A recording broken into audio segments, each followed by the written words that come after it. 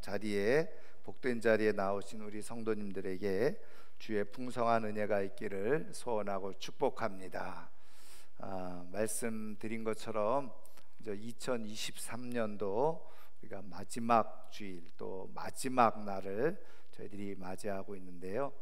흔히 이렇게 좀 마지막이다, 그럼 보통 끝자락이다 이렇게 얘기를 하는데, 여러분 이 마지막이라고 하는 말에 이제 담겨진 의미가 무엇입니까? 어떤 상황이나 시간의 종료 시점, 이것을 마지막이다 이렇게 이야기를 하잖아요.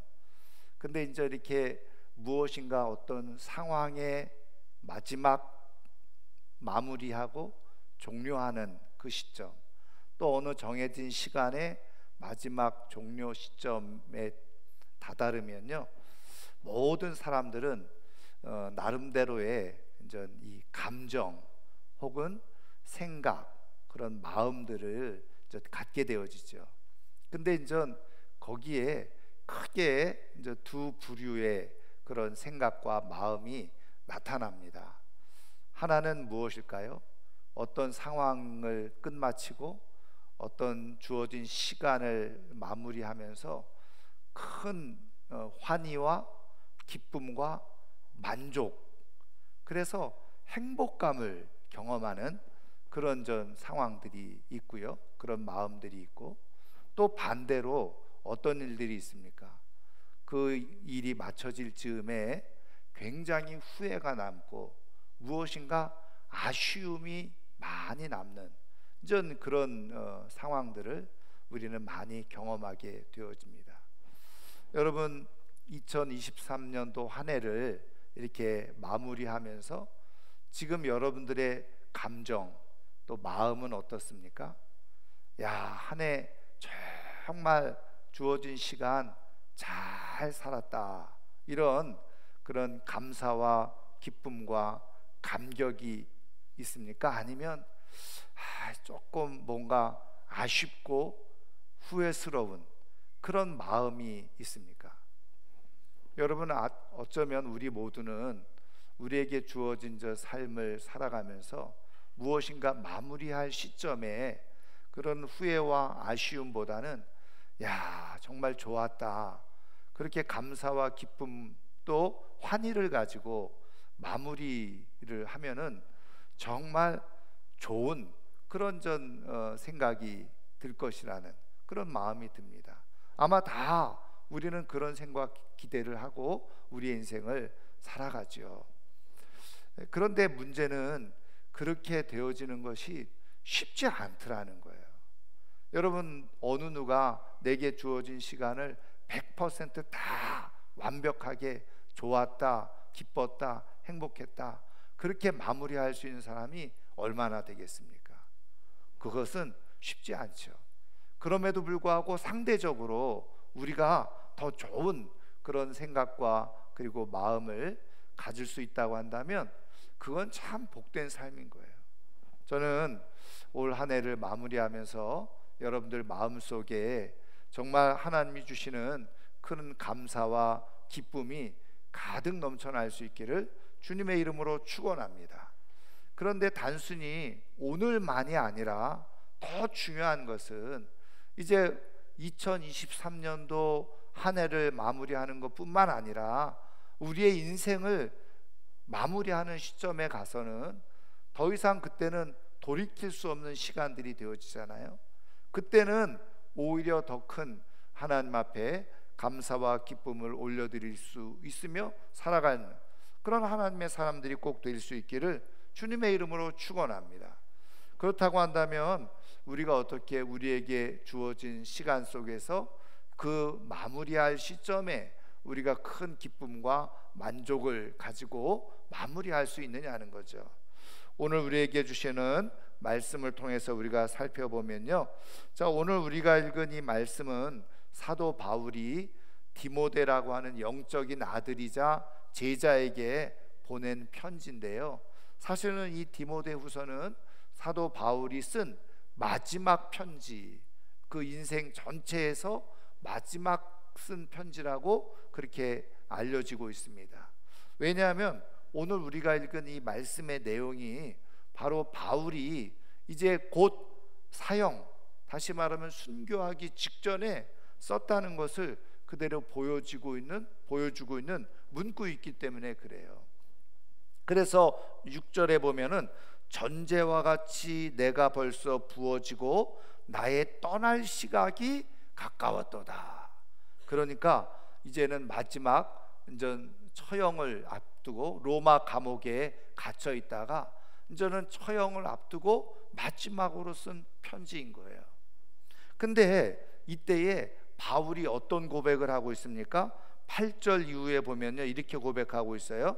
이제 후로는 나를 위하여 의의 면류관이 예비되었으므로 주 곧 의로우신 재판장이 그날에 내게 주실 것이며 내게만 아니라 주의 나타나심을 사모하는 모든 자에게도니라.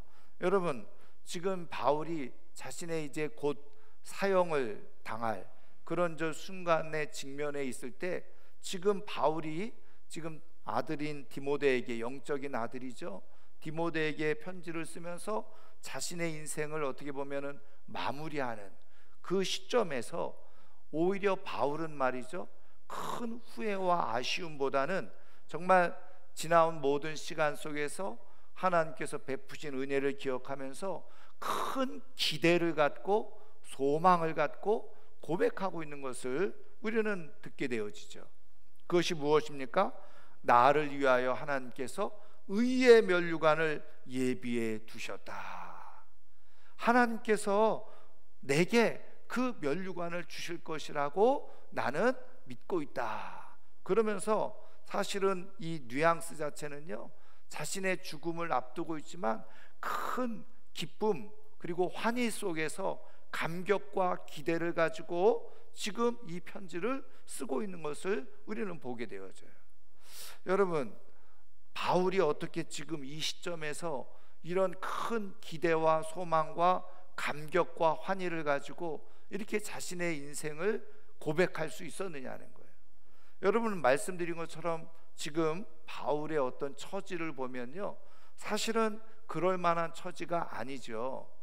말씀드린 것처럼 그가 무병장수하다가 그냥 끝까지 자신의 인생을 이렇게 마무리하면서 죽어가는 게 아니잖아요.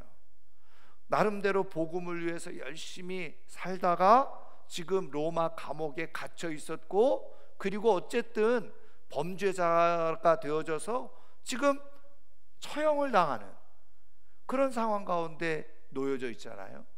여러분, 그럴 때 어떤 생각이 들겠습니까? 아니, 전능하신 하나님이 내가 이렇게 하나님을 위해서 열심히 애쓰고 수고한 삶을 살았으면 지금 이 내가 이렇게 처형당하는 상황, 이런 상황에서 나를 건져주시고 지켜주시고 보호해 주셔서 내가 끝까지 살아갈 수 있도록 해주셔야지 내가 이렇게 억울하게 처형을 당하도록 두시나, 얼마든지 그런 생각할 수 있는 것 아니겠습니까? 그러니까 사실은 지금 이런 상황에서는 하나님 앞에 억울하고 화가 나고, 왜 나를 이렇게 버려두시나, 왜 이렇게 처형당하게 하시나, 죽게 버려두시나, 얼마든지 그렇게 마음속에 정말 다른 마음 갖기 쉬운 그런 상황이에요. 그런데 바울은 그렇게 고백하지 않고 하나님께서 나를 위해서 면류관을 예비해 놓으셨다, 그러면서 감격과 흥분 속에서, 환희 속에서 고백을 하고 있는 거예요. 여러분, 또 하나 얘기한다면, 지금 바울은 생각을 해보세요. 지금 이 일이 그대로 진행되어지고 이루어진 일이 아니잖아요. 어떻게 보면 아직 이루어지지 않은 일이에요. 사실 자기에게 면류관이 주어질지 주어지지 않을지 모르는 거예요. 이거는 죽어봐야지 알고 하나님 앞에 가봐야지 아는 거예요. 그런데 여러분, 우리말에 그런 말이 있잖아요.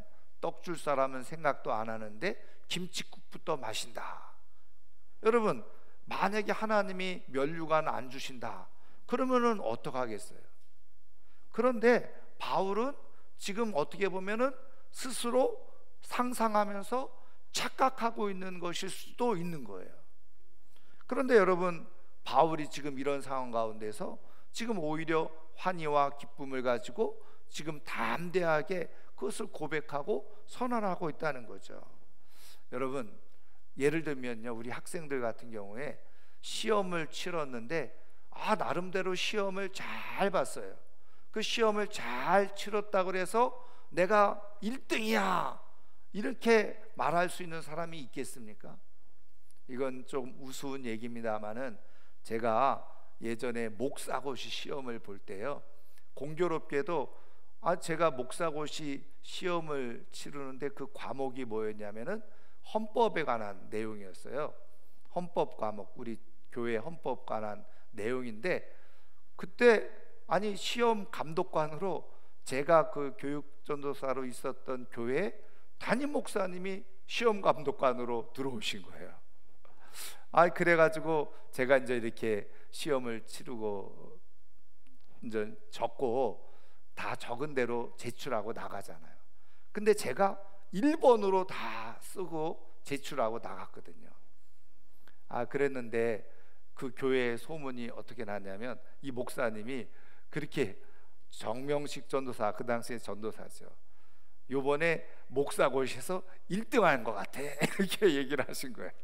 그냥 저는 먼저 쓰고 나갔을 뿐인데 그렇게 얘기를 하신 거예요. 근데 여러분, 어쨌든 결과적으로는 뭐 점수가 어떻게 나왔는지는 모르겠지만, 어쨌든 얼마든지 요즘 젊은 친구들이 사용하는 단어대로 설레발을 칠 수 있는 것 아니에요. 그러니까는 사실은 바울은 어떤 면에서 볼 때 아직 면류관이 주어졌는지 안 주어졌는지도 몰라요. 그런데 어떻게 담대하게 이런 고백을 하면서 이렇게 감격 속에서, 환희 속에서 자기 인생을 마무리할 수 있었느냐는 거예요. 여러분, 바울이 이런 고백을 하고 또 이것이 성경에 기록되어지고, 그리고 이후에 모든 2000년의 역사 속에서 수많은 사람들에게 이것이 하나님의 감동으로 기록된 하나님의 말씀이라고 한다면, 저는 지금 사도 바울은 정말 자신의 고백대로, 간증대로 지금 하나님 나라에서 하나님이 주시는 면류관을 쓰고 있는 줄 믿습니다. 그런데 여러분, 중요한 것은 바울이 어떻게 이렇게 확신을 가지고 고백할 수 있었느냐는 거예요. 여러분, 그것을 조금 유추해 볼 수 있는 그런 상황이 있는데, 여러분 성경을 앞으로 좀 넘겨 보시겠습니까? 앞으로 넘겨 보시면 고린도후서 12장을 읽어 보세요. 자, 고린도전서 12장. 그래서 그거를 그대로 일단 펴놓으시고 12장 1절부터 보면요, 이 바울이 아주 중요한 경험을 한 고백을 간증을 하고 있는 것을 보게 되어집니다. 그것이 뭐냐면 바로 바울이 3층 천을 경험한 이야기를 해주고 있어요. 여러분, 이 3층 천이라고 하는 것은 한마디로 말하면 첫 번째 하늘, 두 번째 하늘, 세 번째 하늘이 있었다는 거예요. 여러분, 유대인들은요, 하늘 그렇게 얘기할 때 그 히브리어로 뭐라고 얘기하냐면 샤마임 이렇게 얘기합니다. 하늘이 뭐냐면 샤마임이에요. 근데 그 샤마임이라고 하는 단어는 단수가 아닙니다. 우리는 하늘, 하나를 얘기하잖아요. 근데 그 샤마임이라고 하는 단어를 정확하게 번역하면 하늘들입니다. 하늘들. 그래서 여러분 시편을 읽어보면요, 하늘들 이렇게 표현을 많이 해주고 있죠. 그러면 왜 유대인들은 하늘을 하늘들이라고 얘기했느냐? 유대인들은요, 하늘이 세 개라고 생각을 하는 거예요. 하나는 지금 우리가 이렇게 위를 쳐다보면 보이는 하늘이 있죠. 그래서 그거를 첫 번째 하늘이라고 생각했어요. 그 다음에 두 번째 하늘이 있는데, 그 두 번째 하늘은 뭐냐면 흔히 말하는, 우리가 말하는 대기권, 조금 더 확장하면 멀리 있는 우주, 그걸 두 번째 하늘이라고 생각했어요. 그리고 중요한 것은 뭐냐? 세 번째 하늘. 그래서 오늘 고린도후서 12장에는 뭐예요? 3층 천이잖아요. 그런데 그 세 번째 하늘은 뭐냐면 바로 천국을 얘기하는, 하나님의 나라, 마태복음에 표현한 대로 하늘나라. 그것이 바로 세 번째 하늘이에요. 그런데 바울이 지금 이 세 번째 하늘을 경험을 했다는 거예요. 보고 왔다는 거예요. 여러분, 저는 이 말씀을 근거로 해서 바울이 세 번째 하늘에 갔을 때 무엇을 보았을까? 그 하나님 나라에서, 그 천국에서 바울이 본 것은 무엇이었을까? 거기 봤더니 말이죠, 그 천국에 있는 많은 사람들이 있는데 그 가운데 어떻게 해요? 면류관을 쓰고 있는 사람들이 있었던 거죠. 그래서 바울이 아마 묻지 않았을까요? 하나님께, 주님께 물었을 거예요. 아니, 저 사람들은 뭔데 저런 면류관을 쓰고 있습니까? 그랬을 때 하나님께서 혹은 하나님의 천사가 답변을 해 주었겠지요. 저 사람들은 이 땅에 살아가면서 하나님께서 주시는 말씀을 잘 지키고 자기에게 주신 사명을 따라서 살았고, 그리고 그들에게 주어진 믿음을 끝까지 잘 지켰던 사람, 그 사람들에게 주어진 상급이 면류관이었어. 이렇게 이야기를 들은 거예요. 그러니까 여러분, 그 하늘의 그 경험을 했던 바울이 나도 이제부터는 저 면류관을 써야 되겠구나. 내 인생을 다 살고 나서 이제 하늘나라에 갔을 때 나도 저 면류관을 써야지. 그리고서 그의 인생을 달려온 거예요. 그래서 어떻게 해요? 7절에 고백을 하고 있는 거죠. 여러분, 7절 말씀, 오늘 우리가 읽은 본문 말씀이 무엇입니까? 나는 선한 싸움을 싸우고 나의 달려갈 길을 마치고 믿음을 지켰으니. 자신에게 주어진 사명을 따라서 치열하게 복음을 위해서, 하나님을 위해서, 그리고 자기에게 주어진 이 구원의 믿음, 복음을 굳게 지키면서 그의 인생을 달려왔다는 거예요. 그러니 하나님이 약속해 주신, 그리고 내가 그 전에 그 3층천에서 보았던, 세 번째 하늘에서 천국에서 보았던 그 면류관, 나에게도 분명하게 주어질 것이라고 하는 확신을 가지고 있어요. 여러분, 어떤 사람이 인생의 끝에서 마무리를 하면서 큰 감격과 감사와 환희의 노래를 부를 수 있습니까? 하나님께서 내게 주실 면류관을 확신하는 사람만이 감격과 감사의 노래를 부르고 인생을 마무리할 수가 있는 거예요. 그런데 여러분, 그 면류관은 아무에게나 주어지는 것이 아니죠. 오늘 말씀한 그대로 복음을 위해서 치열하게, 그리고 자신에게 주어진 믿음, 자신에게 주어졌던 사명, 그것을 끝까지 감당한 사람들에게 주어지는 것이 면류관이었다. 여러분, 사도 바울이요, 지금 이 7절에 나는 선한 싸움을 싸우고 나의 달려갈 길을 마치고 믿음을 지켰다, 이렇게 간단하게 표현해 주고 있지만, 여러분, 그 바울이 달려왔던 그 치열한 인생의 싸움에서 어떤 모습이 있었는지 아세요? 여러분, 다시 한번 우리 고린도후서 11장을 한번 보시겠습니다. 여러분, 아까 다시 펴놓으셨는데 고린도후서 11장을 한번 보시면요, 11장 23절부터 한번 27절까지 우리 한번 찾아서 읽어보도록 하겠는데요. 자, 신약성경 298페이지죠. 자, 11장 23절부터 27절 우리 한번 같이 읽겠습니다.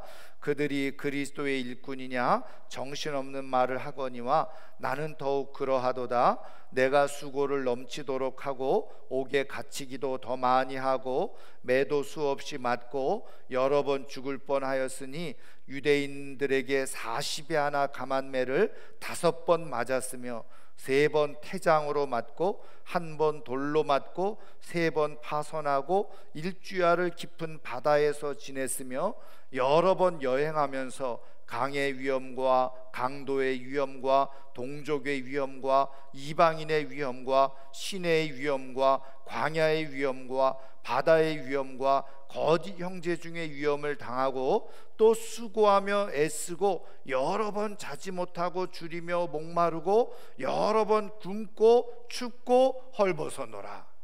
여러분, 만약에 우리들의 인생이 이렇게 되어진다고 한다면 여러분, 정말 여러분 끝까지 예수님을 믿고 살아갈 자신이 있습니까?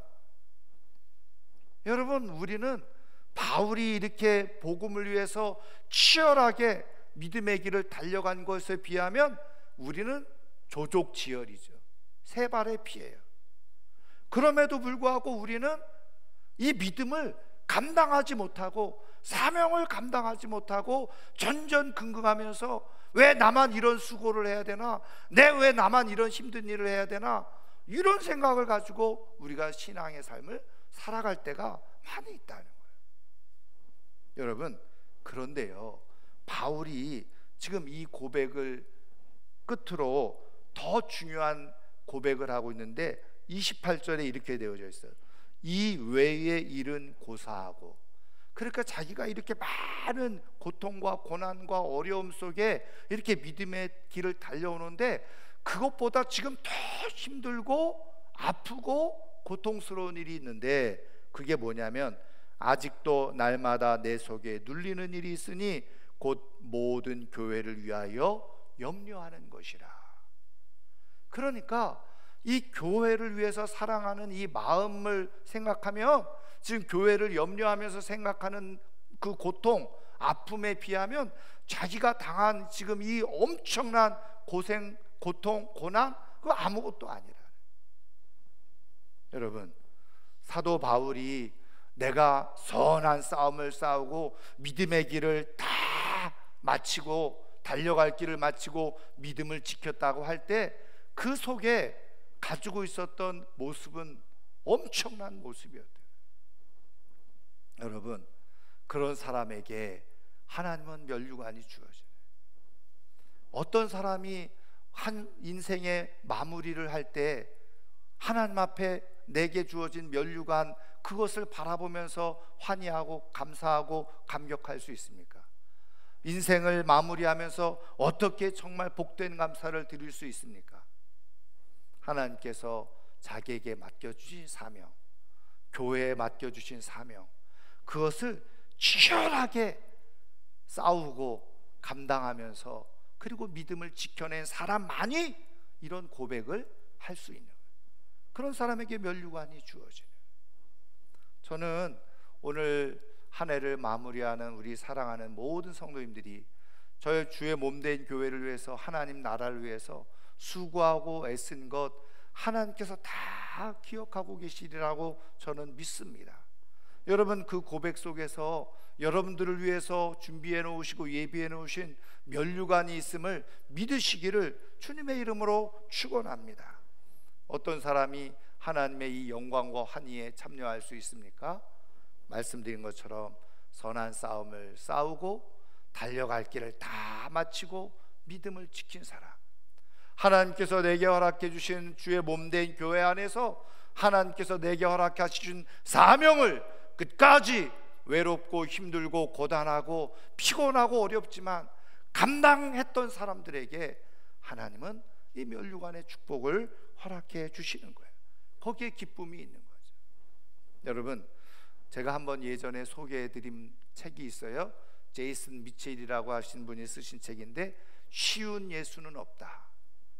그 부제가 뭐냐면, 하나님께서 우리에게 명령하신 삶은 쉬운 삶, 꽃길을 걷는 삶이 아니라 좋은 삶을 선택하라는 거예요. 쉽게 예수 믿으려고 하지 말고 좋은 삶을 선택하라는 거예요. 그래서 예수 교회 다니고 예수 믿으면서 아이고 예수 믿어도 별 수 없네, 이런 소리, 이런 생각이 많이 드는 이유가 뭐냐? 쉽게 예수를 믿으려고 했기 때문이라.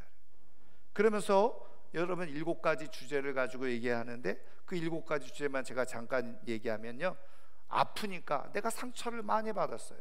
아프니까 난 도저히 용서 못해. 아프니까 용서를 접으라는 예수는 없다는 거예요. 마음이면 충분해, 그렇게 말한 예수는 없다는 거예요. 고통의 잔을 피해 다니라는 예수는 없다. 4번째, 헌신 없이 자기 욕구만 채우라고 말했던 예수도 없다는 거예요. 인생을 내 왕국이나 열심히 세우라고 말했던 예수도 없고, 내 몫을 움켜쥔 채 예수를 따르라고 말한 예수님도 없다는 거예요. 사랑이란 말로, 사랑이란 명분으로 뭘 해도 괜찮다라고 말씀하시는 예수는 없다는 거예요. 여러분, 오늘날 왜 우리가 인생을 또 교회 안에서 믿음을 살고 살아가면서도 왜 환희와 감격과 기대가 없습니까? 간단해요. 쉽게 예수를 믿으려고 했기 때문에 그런 거예요. 여러분, 치열하게 눈물 속에서 땀 속에서 예수를 믿은 사람만이 그 끝에서 나를 위해서 하나님이 면류관을 예비해 놓으셨지, 그리고 고백하면서 환희의 노래를 부를 수가 있는 것입니다. 여러분, 왜 그런지 아세요? 그런 사람들이요, 진짜 하나님의 위로를 경험할 수 있기 때문에 그렇습니다.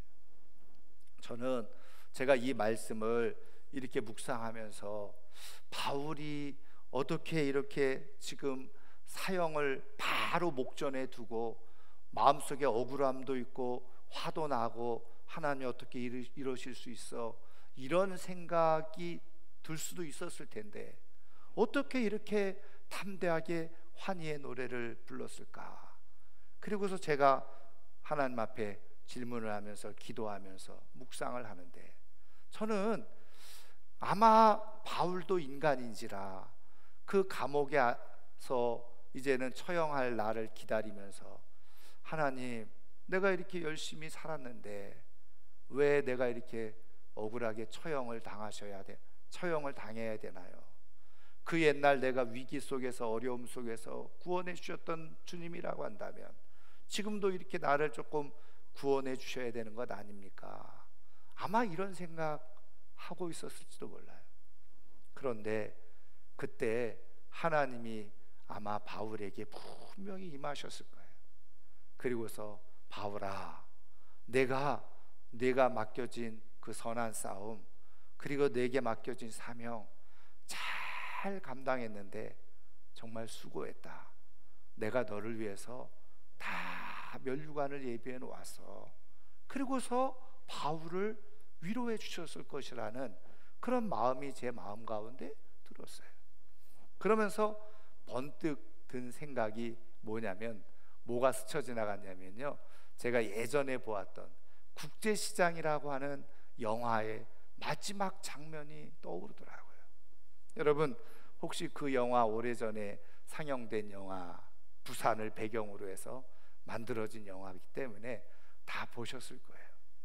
여러분, 그 내용이 스토리 잠깐 얘기하면, 여러분 6.25 전쟁 당시에 그 흥남 부두에서 철수를 할 때에 피난민들이 그 배를 타고 이제 그 피난을 나오게 되어지는데, 그 주인공이 어린 나이에 부모님하고 자기 동생들하고 이렇게 나오다가 그 배에서 배를 탈 때 자기 등에 업고 있었던 막내 여동생을 잃어버리게 되죠.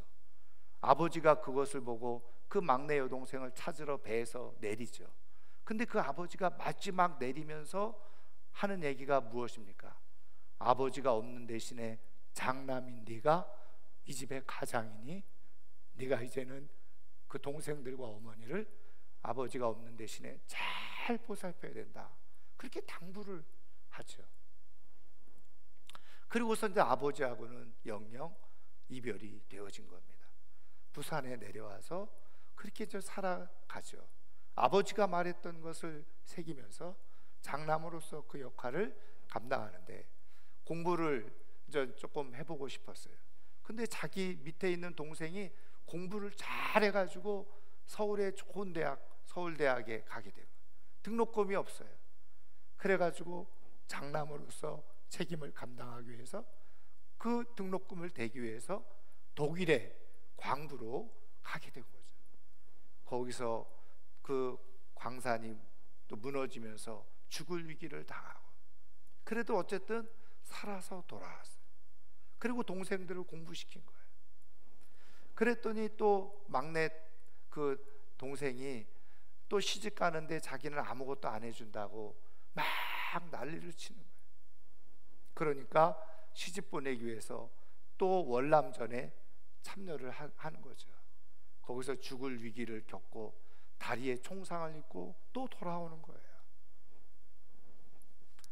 그리고 나서 이제 우리가 잘 아는 1980년대 이산가족 그거 나오잖아요. 그러면서 잃어버린 혹시 자기 막내 동생 찾을 수 있을까? 그래서 결국은 그 막내 동생, 미국에 입양가 있는 막내 동생도 만나게 되어지죠. 그래서 모든 것을 다 이루고 나서 마지막 엔딩 장면이 있어요. 그래서 그 영상을 짧지만 잠깐 한번 보도록 한번 하겠습니다. 그 영상을 한번 보겠습니다.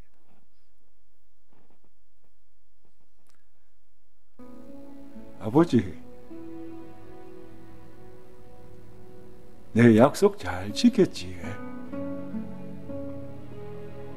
막스이도 찾았고,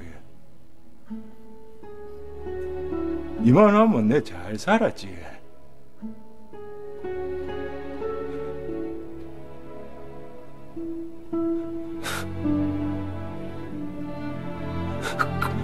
근데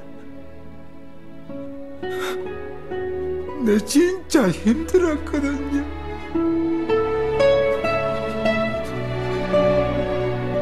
울지 말라고, 똑수야. 아버지.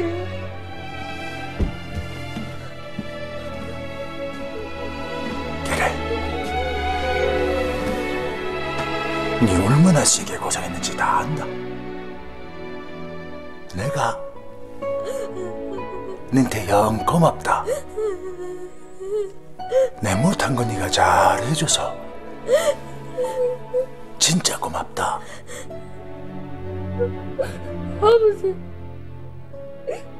아버지가 되게 보고 싶었습니다. 그래, 나도 네가 영 보고 싶었다.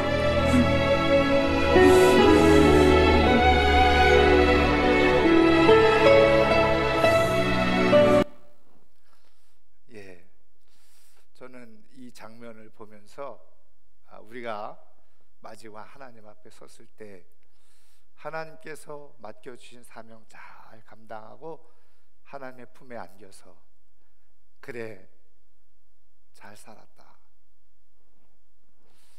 힘들었지만 저는 잘 살았죠. 여러분, 하나님께서 우리들을 다 안으시고 어깨를 토닥거리면서 그래, 수고했다. 잘 살았어.